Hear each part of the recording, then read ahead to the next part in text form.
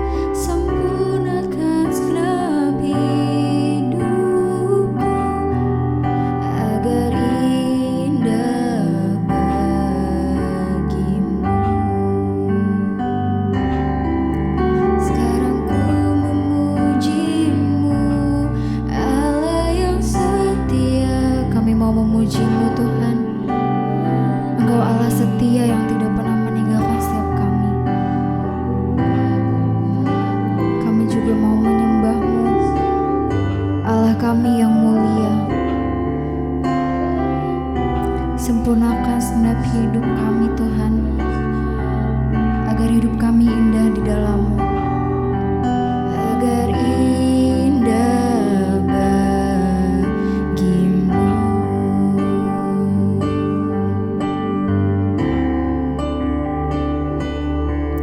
Sekarang ku memuji-Mu, Allah yang setia, yang tak pernah perbuatan tangan-Mu. Sekarang ku menyembah-Mu, Allah yang mulia, sempurnakan segenap hidupku, agar indah Sekali lagi kita nyanyikan pujian ini. Sekarang ku memuji-Mu, pernah meninggalkan. Engkau tidak pernah meninggalkan perbuatan tangan kasih-Mu di dalam hidup kami. Sekarang ku menyembah-Mu, Allah yang mulia, sempurnakan segenap hidupku, agar indah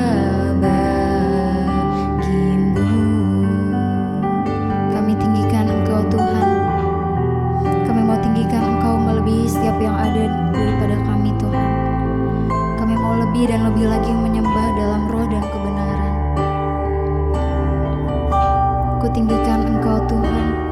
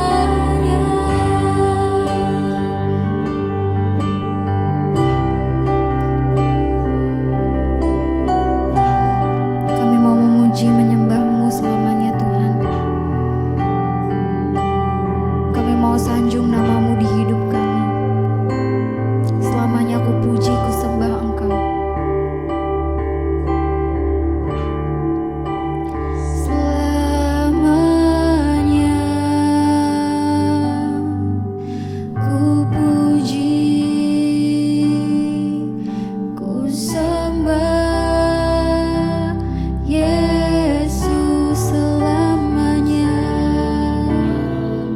Kami mau sanjung namamu Tuhan. Ku sanjung namamu, bahkan untuk selama-lamanya. Tekad kami hanya untuk menyenangkanmu selamanya. Tekadku senangkan Engkau selamanya. Kaulah segalanya.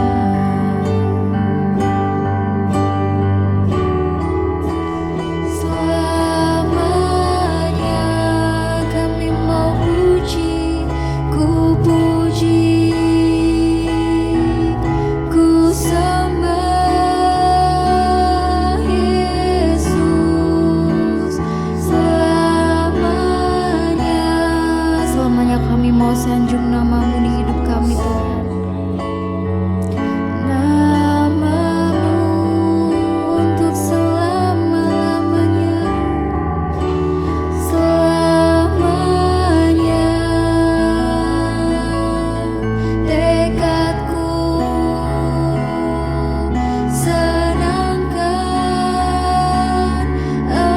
Engkau selamanya. Kaulah, mari sekali lagi kita katakan pujian ini. Selamanya kami puji, kami sembah. Selamanya ku puji,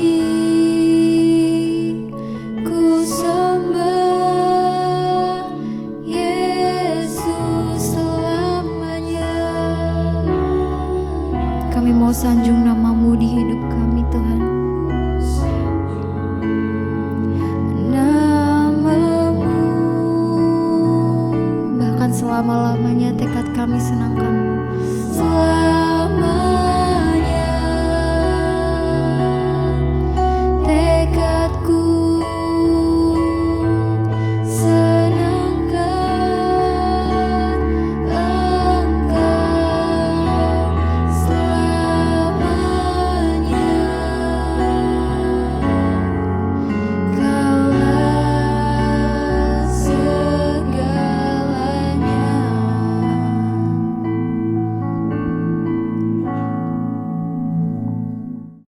Bapa, kami percaya tidak ada yang tidak mungkin ketika kami berjalan bersama dengan Tuhan. Amin. Engkau Allah yang sanggup melakukan segala perkara di hidup kami. Amin. Karena itu bawa kami Tuhan untuk mengerti jalan-jalan-Mu, untuk mengerti kehendak-Mu dalam hidup kami.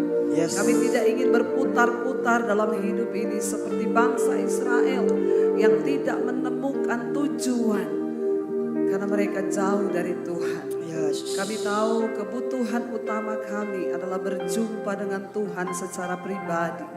Karena itu bawa kami Bapa hari-hari ini, terlebih di hari-hari terakhir ini, untuk mengejar Tuhan, melakukan apa yang Tuhan mau dalam hidup kami. Amin. Sehingga kami boleh menggenapi semua rencana Tuhan di hidup kami. Urapi hamba-Mu yang tidak ada apa-apanya, urapi setiap kami Tuhan. Di dalam nama Yesus kami berdoa mengucap syukur, kami sambut firman-Mu, sama-sama katakan Amin. Amin. Tepuk tangan buat Tuhan. Iya. Silakan duduk Bapak Ibu yang terkasih, Shalom. Saudara Bapak Ibu yang terkasih, saya percaya kerinduan kita adalah dalam hidup ini tidak ada yang lain selain menggenapi rencana Tuhan dalam hidup kita. Karena saya percaya kebahagiaan hidup manusia itu adalah ya ketika kita menggenapi dan melakukan apa yang Tuhan mau. Ya, bukan kebahagiaan di hidup ini bukan ketika kita dapat apa yang kita mau, tapi ketika kita dapat apa yang Tuhan mau. Iya, saudara, ketika kita menggenapi rencana Tuhan atas hidup kita, itulah kebahagiaan buat kita manusia. Iya, tetapi banyak orang berkata, ya kenapa Bu hidup saya seperti ini, kenapa nasib saya seperti ini. Kita tahu bersama bangsa Israel ya adalah bangsa yang dikasihi Tuhan. Dari awal mereka dipilih oleh Tuhan untuk bisa menikmati segala kebaikan. Saya juga percaya Bapak Ibu, kalau hari ini engkau berkata, Tuhan, saya pengen nasib saya lebih baik lagi. Kalau engkau berkata, Tuhan, aku pengen keadaan keuanganku lebih baik lagi. Percayalah, Tuhan terlebih rindu melihat hidup kita lebih baik lagi. Saudara percaya? Amin. Tetapi masalahnya apa, saudara? Ya masalahnya itu tidak jauh. Nah, hari ini kita akan belajar dulu. Mari kita buka bersama Hakim-Hakim pasal yang ke-6. Hakim-Hakim pasal yang ke-6 ayat yang pertama kita baca sampai ayat yang ke-8. Ya, Hakim-Hakim 6 ayat 1 sampai ayat yang ke-8. Firman Tuhan berkata di sana, demikian saudara, iya. Tetapi, baca bersama 1, 2, 3. Tetapi orang Israel melakukan apa yang jahat di mata Tuhan. Sebab itu Tuhan menyerahkan mereka ke dalam tangan orang Midian 7 tahun lamanya. Dan selama itu orang Midian berkuasa atas orang Israel. Karena takutnya kepada orang Midian itu, maka orang Israel membuat tempat-tempat perlindungan di pegunungan, yakni gua-gua dan kubu-kubu. Setiap kali orang Israel selesai menabur, datanglah orang Midian, orang Amalek, dan orang-orang dari sebelah timur lalu maju mendatangi mereka. Berkemalah orang-orang itu di daerah mereka, dan memusnahkan hasil tanah itu sampai dekat Gaza. Dan tidak meninggalkan bahan makanan apapun di Israel. Juga domba atau lembu atau keledai pun tidak. Sebab orang-orang itu datang maju dengan ternaknya dan kemahnya. Dan datangnya itu berbanyak-banyak seperti belalang. Orang-orangnya dan onta-ontanya tidak terhitung banyaknya. Sekaliannya datang ke negeri itu untuk memusnahkannya. Sehingga orang Israel menjadi apa? Sangat melarat oleh perbuatan orang Midian itu. Lalu berserulah orang Israel kepada Tuhan. Ketika Israel berseru kepada Tuhan karena orang Midian itu, maka Tuhan mengutus nabi kepada orang Israel dan berkata kepada mereka, beginilah firman Tuhan Allah Israel, akulah yang menuntun kamu keluar dari Mesir dan yang membawa kamu keluar dari rumah perbudakan. Saudara, kita lihat di sini kisah dari perjalanan hidup bangsa Israel tidak ubahnya seperti kita hari-hari ini. Tuhan sudah menetapkan hidup kita untuk menikmati rancangan kebahagiaan. Tapi kenapa banyak orang Kristen yang berputar-putar seperti di padang gurun, tidak pernah mengalami datangnya keadaan yang baik? Kalau kita membaca hari ini saudara, firman Tuhan berkata tadi di Hakim-Hakim 6 ayat yang pertama. Kenapa bangsa Israel akhirnya mengalami keadaan yang begitu memprihatinkan? Alkitab berkata mereka sangat melarat. Ya, sangat melarat. Ayat yang pertama dikatakan di sana, tetapi orang Israel melakukan apa yang jahat di mata Tuhan. Sehingga itu, sebab itu Tuhan menyerahkan mereka ke dalam tangan orang Midian 7 tahun lamanya. Yang pertama, kenapa nasib manusia tidak pernah mengalami perubahan? Dikatakan yang pertama di sana karena orang itu melakukan apa yang jahat di mata Tuhan. Saudara, yang jahat di mata Tuhan itu ya mungkin kita berpikir saya nggak bersinah, saya nggak melakukan sesuatu yang jahat, saya tidak menipu orang. Ya, tetapi Alkitab berkata ketika seseorang itu hatinya lebih condong kepada sesuatu daripada kepada Tuhan, maka engkau sudah berbuat yang jahat di mata Tuhan.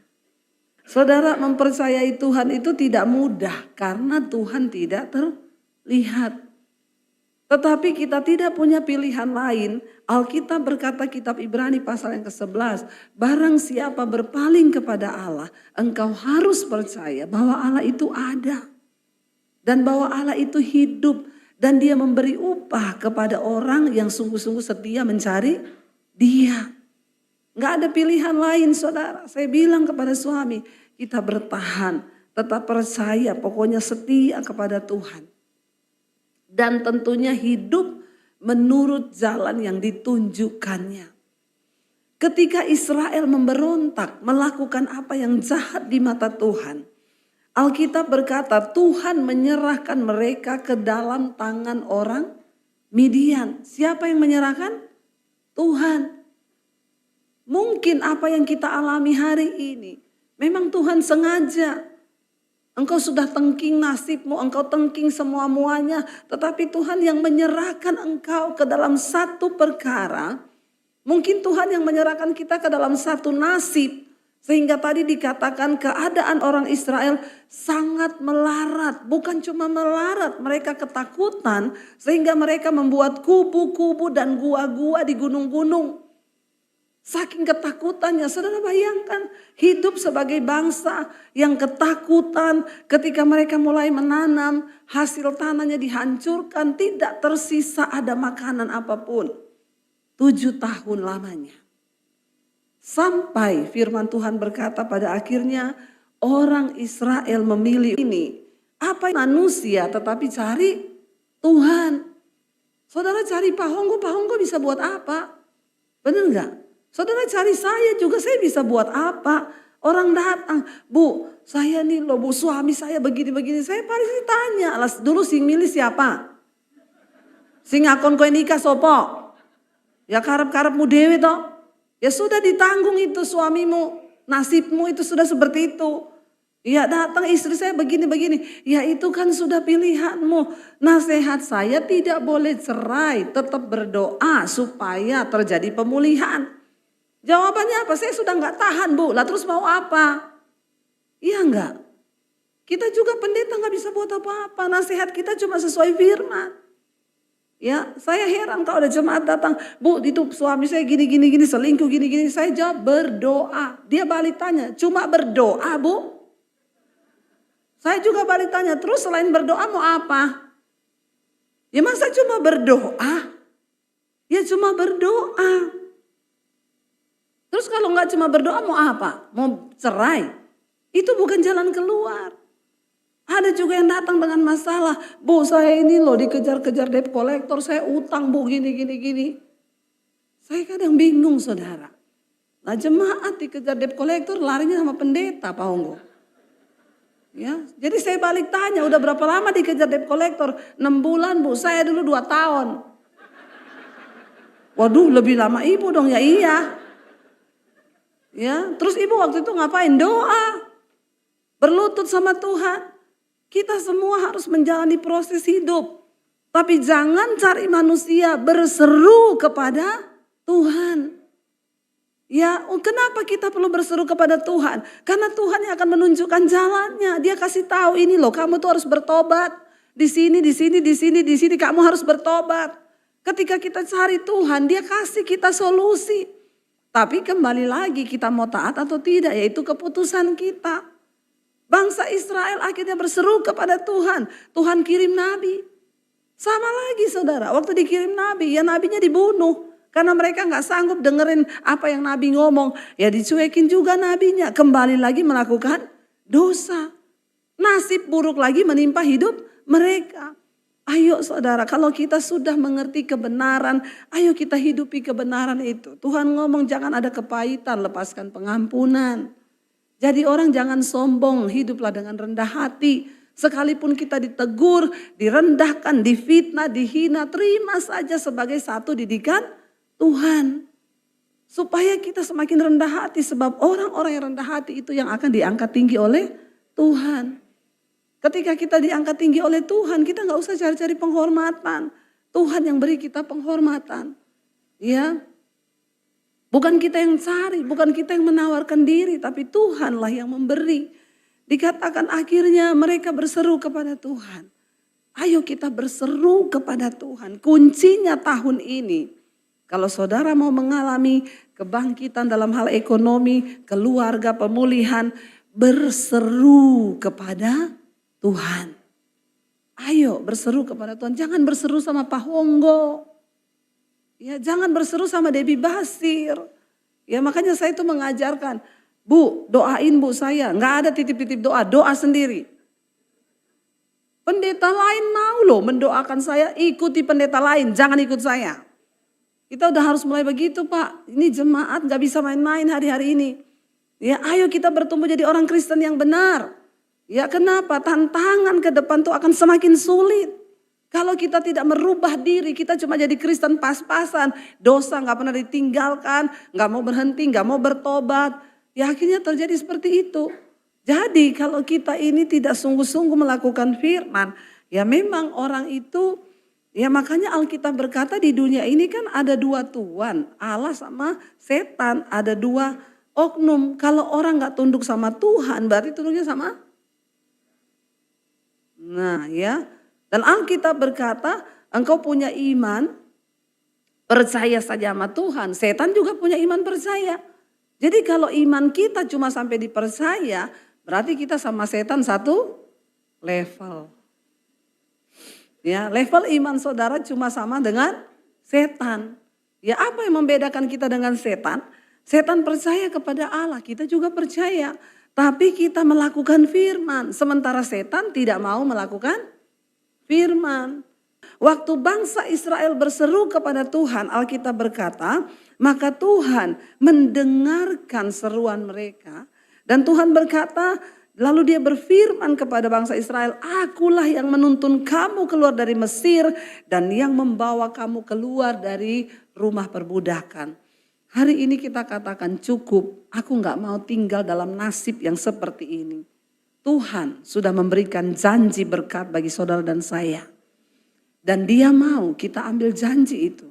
Saudara hari ini karena itu ayo kita berseru kepada Tuhan. Ya jangan pernah goyah imanmu, datang kepada Tuhan. Berseru kepada dia, suami istri. Jangan banyak berantem, bilang. Kalau mau diberkati harus hidup rukun bersama. Ya gak boleh berantem tiap hari. Ya apalagi berantemnya 3 hari 3 malam gak omongan. Ada di sini? Jangan angkat tangan, nanti kita baptis ulang. Rendam 20 menit ya. Bertobat, ayo kita perbaiki apa yang bisa kita perbaiki. Ya kita mau tabur apa yang baik bagi Tuhan supaya kita melihat kebaikan Tuhan. Saya pengen kita baca ya apa yang harus kita lakukan saudara supaya Tuhan pulihkan. Ulangan 30, mari kita buka bersama. Ulangan 30 ayat yang ke-11.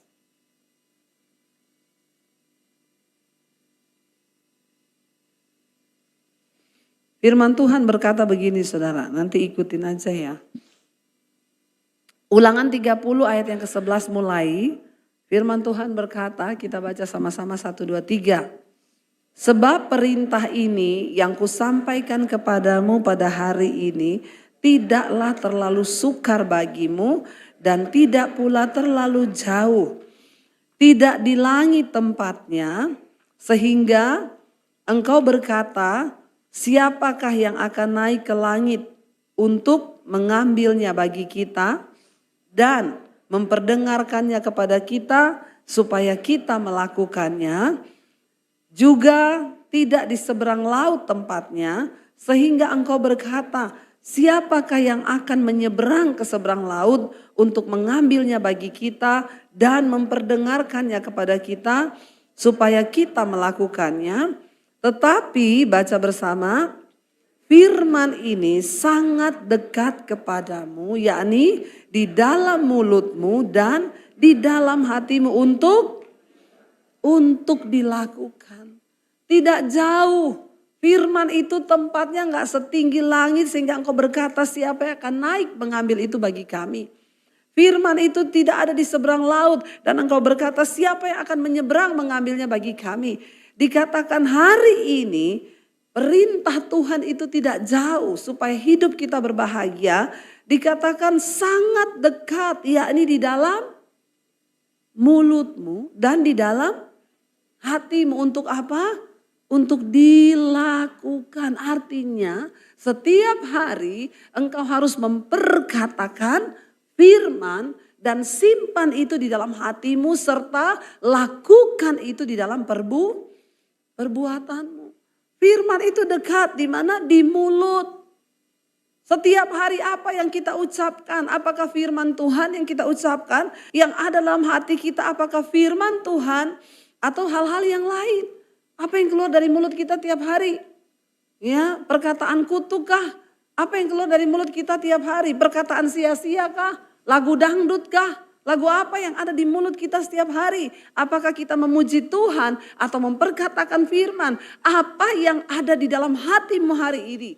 Kepahitan kah? Kekecewaan kah? Engkau gak bisa mengampuni kah? Maka engkau tidak akan pernah melihat hal baik kalau yang ada di hatimu ada hal-hal yang busuk. Tapi waktu firman ada di hati kita. Dan firman itu keluar dari mulut kita. Dan kita dimampukan untuk melakukan firman itu. Maka firman Tuhan berkata di sana ayat lanjutan. Ingatlah. Aku menghadapkan kepadamu hari ini kehidupan dan keberuntungan. Kematian dan kecelakaan. Karena pada hari ini aku memerintahkan kepadamu untuk apa? Mengasihi Tuhan Allahmu dengan hidup menurut jalan yang ditunjukkannya dan berpegang pada perintah, ketetapan dan peraturannya supaya engkau hidup dan bertambah banyak dan diberkati oleh Tuhan Allahmu di negeri kemana engkau masuk untuk mendudukinya. Tetapi dikatakan jika hatimu berpaling dan engkau tidak mau mendengar bahwa engkau mau disesatkan untuk sujud menyembah kepada Allah lain dan beribadah kepadanya, maka aku memberitahukan kepadamu pada hari ini bahwa pastilah kamu binasa. Tidak akan lanjut umurmu di tanah kemana engkau pergi menyeberangi sungai Yordan untuk mendudukinya. Saudara, cuma satu yang Tuhan minta dari kita, yaitu ketaatan. Jangan bermain-main dengan dosa. Ya, yang suka-suka selingkuh, ada di sini yang masih suka selingkuh? Ya, Yesus bilang kalau engkau berbuat dosa tanganmu yang kiri berbuat dosa potong tanganmu. Lebih baik engkau masuk surga tanpa tangan. Kakimu membuat engkau berdosa potong kakimu. Lebih baik engkau masuk surga tanpa kaki. Yang tukang selingkuh nggak tahu Tuhan bilang potong apanya. Mending engkau masuk surga daripada engkau masuk neraka. Ya, suka lo selingkuh. Ada orang jatuh bangun.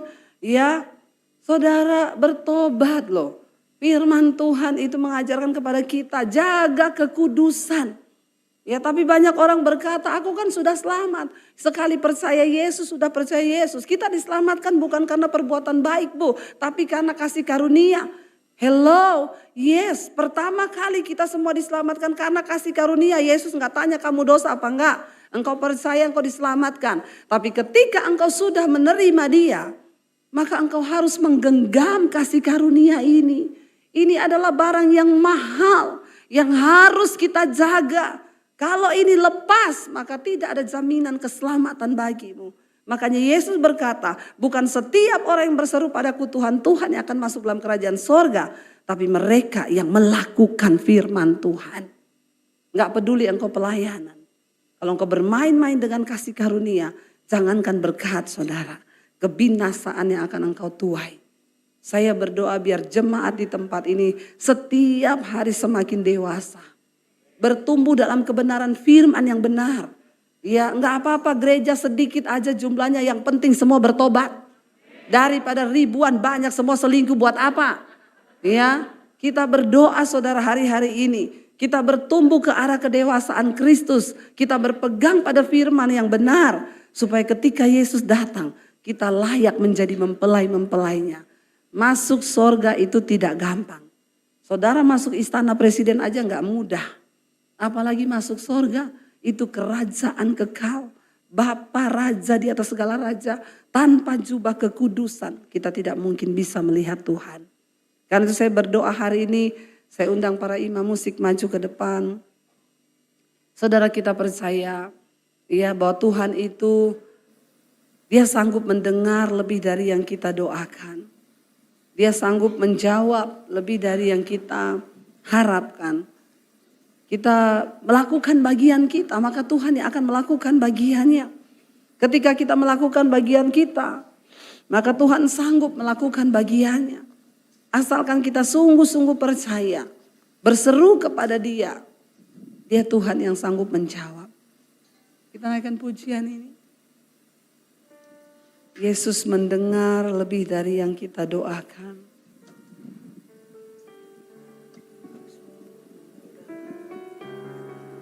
Mari kita bangkit berdiri bersama dalam hadirat Tuhan. Terima kasih Bapa.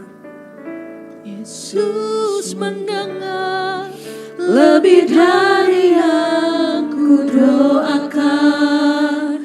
Yesus menjawab lebih dari yang ku harapkan. Dengan caranya di waktu yang tepat, ku kan melihat Dia jadikan semua. Yesus mendengar lebih dari yang ku doakan. Yesus menjawab lebih dari yang ku harapkan. Dengan caranya di waktu yang tepat, ku kan melihat Dia jadikan semua. Mari tutup mata dalam hadirat Tuhan. Saudara, bagian kita adalah berseru kepada Tuhan. Dia yang menjawab lebih dari yang engkau doakan, karena Dia yang lebih tahu apa yang lebih engkau butuhkan lebih dari dirimu sendiri. Hari ini datang pada Tuhan. Katakan, Tuhan, ampuni segala dosa pelanggaran kami. Bahkan kalau masih ada kepahitan di dalam hidup kami, dalam hati kami mau lepaskan pengampunan hari ini. Kalau ada kekecewaan, kami lepaskan pengampunan. Kalau ada kenajisan percabulan, Tuhan kuduskan hidup kami. Bahwa kami mengalami kebaikan Tuhan, mengalami janji-janji Tuhan, kehidupan yang dibawa naik tinggi oleh Tuhan. Sebab ada banyak hal supranatural yang Tuhan sanggup kerjakan dalam hidup kami, yang bahkan tidak sanggup kami pikirkan dengan kekuatan kami.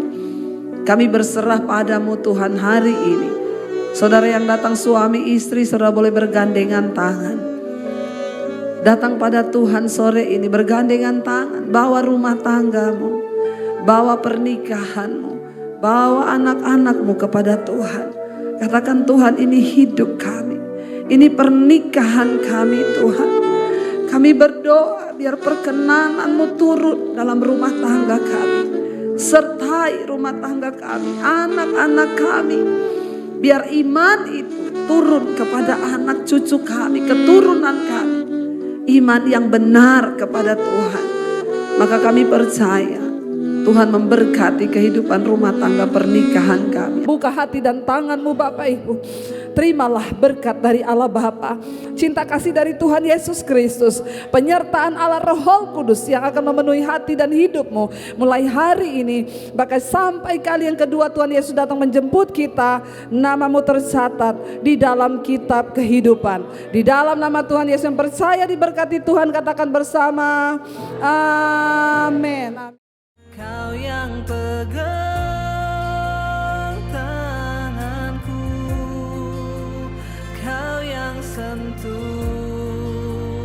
hatiku. Selamanya ku cinta Kau Yesus, selamanya ku menyembahmu. Kau yang pegang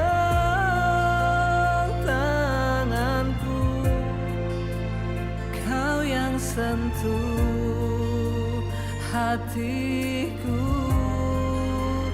selama